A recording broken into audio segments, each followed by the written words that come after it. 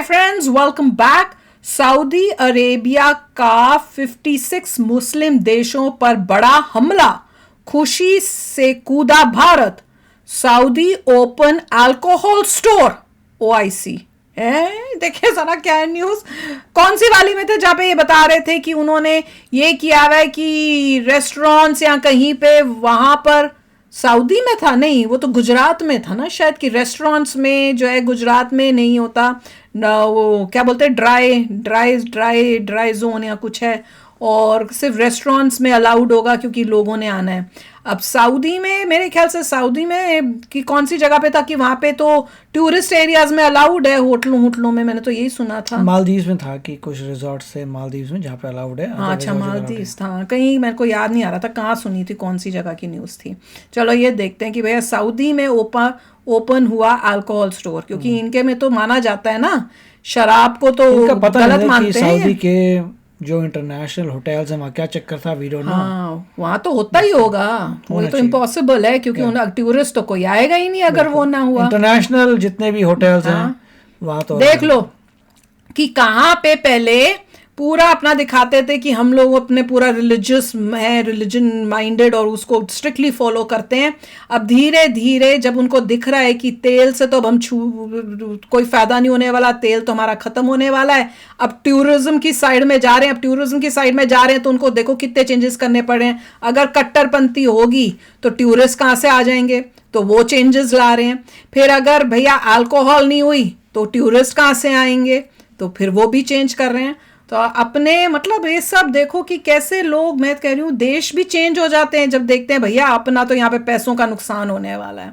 सारा पैसे का खेल लगता है अब तो चलो वीडियो शुरू करते हैं। वीडियो शुरू करने से पहले अगर आप चैनल पर नए हो और आपने अभी तक सब्सक्राइब नहीं किया तो जल्दी से पहले सब्सक्राइब के बाद नो बेल आइकन को क्लिक कर लो, ताकि आपको हमारे सारे न्यू वीडियोस के नोटिफिकेशन मिल जाए जैसे हम अपलोड करें। अगर आपको वीडियो पसंद आता है प्लीज लाइक एंड शेयर। चलिए शुरू करते हैं।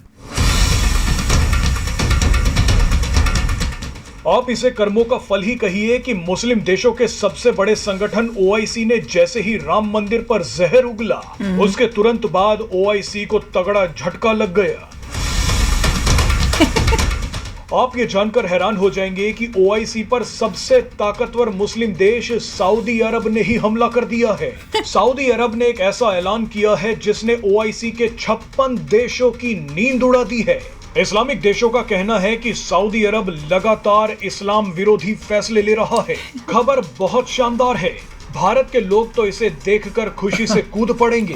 दरअसल सबसे ताजा विवाद ये है कि सऊदी अरब में शराब की पहली दुकान खुलने जा रही है। शराब को इस्लाम में हराम माना जाता है, लेकिन सऊदी अरब की राजधानी रियाद में शराब की पहली सरकारी दुकान खुलेगी। सऊदी विदेश मंत्रालय से अनुमति लेने के बाद रियाद में शराब ली जा सकती है। इसके लिए मोबाइल ऐप पर रजिस्ट्रेशन करना होगा।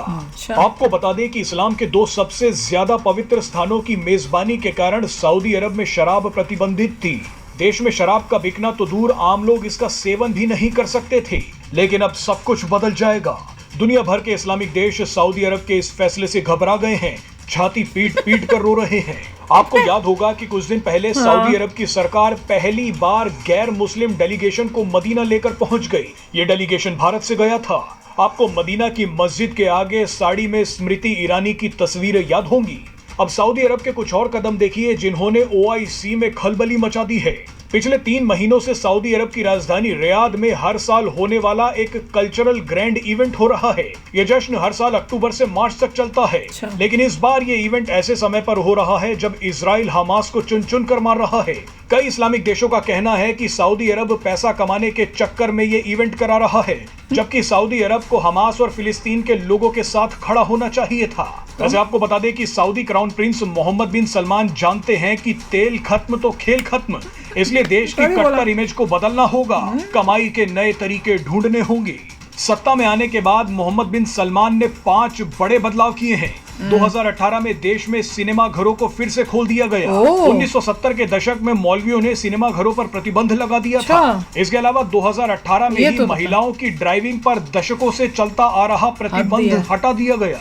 तीसरा बड़ा कदम ये था कि 2019 में 21 साल या उससे अधिक उम्र वाली महिलाओं को बिना पुरुष अभिभावकों जैसे पिता, पति या अन्य पुरुष रिश्तेदारों की परमिशन के बिना ही पासपोर्ट का आवेदन करने और विदेश यात्रा पर जाने की इजाजत दे दी गई। चौथा कदम ये था कि 2018 तक सऊदी अरब में सिर्फ मुस्लिम तीर्थ यात्रियों या खेल और सांस्कृतिक कार्यक्रमों में हिस्सा लेने वालों को ही वीजा जारी किया जाता था, लेकिन 2019 में ये नियम बदल दिया गया। पांचवा फैसला ये था कि सऊदी अरब ने हाल ही के सालों में महिलाओं और पुरुषों को सार्वजनिक रूप से मिलने जुलने की परमिशन दे दी है।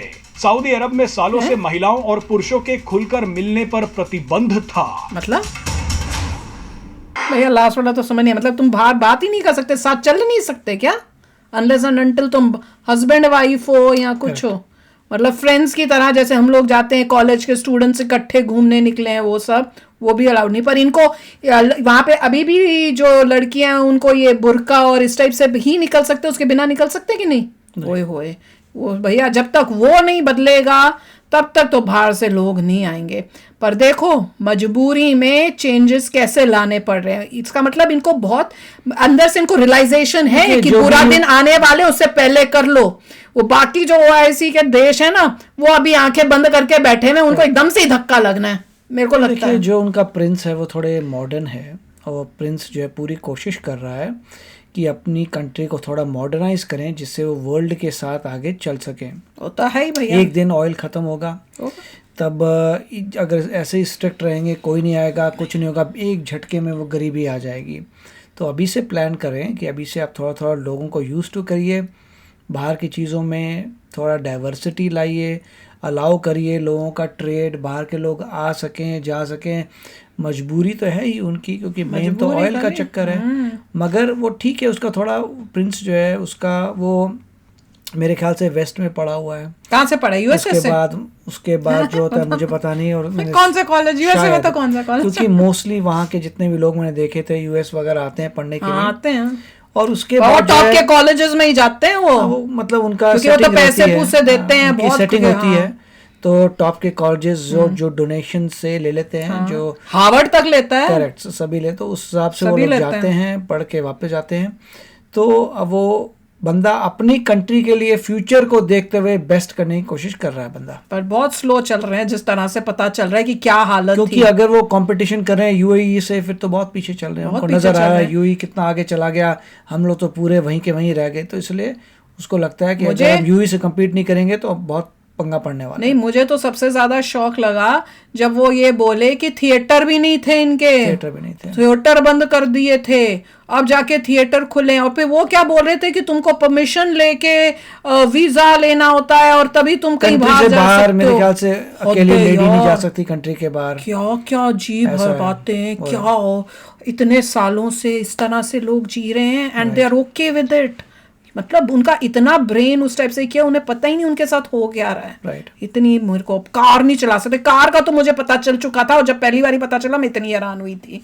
ये तो जब वो चेंजेस तो ला रहा है, पर इतना स्लो चेंजेस हैं, इनको तो सालों लग जाएंगे। राइट। और मुझे लग रहा है थिएटर में मुझे पहले दिखा कि खाली आदमी लोग ही बैठे रहे थे, ऐसे लग रहा है आदमियों का अलग थिएटर, औरतों का अलग थिएटर, वो भी मुझे लग रहा है। और देखिए हर साल वो बंदा जो है प्रिंस हर साल कुछ ना कुछ तो लेके आ रहा है, बेचारा कोशिश तो कर रहा है। हर साल एक लेके आता है, हर साल एक लेके आता है। धीरे धीरे शांति धीरे धीरे करूँ इन लोगों को, छोड़ा थोड़ी डोज दूं, थोड़ी एकदम से दी तो सबका बड़ा हो जाएगा।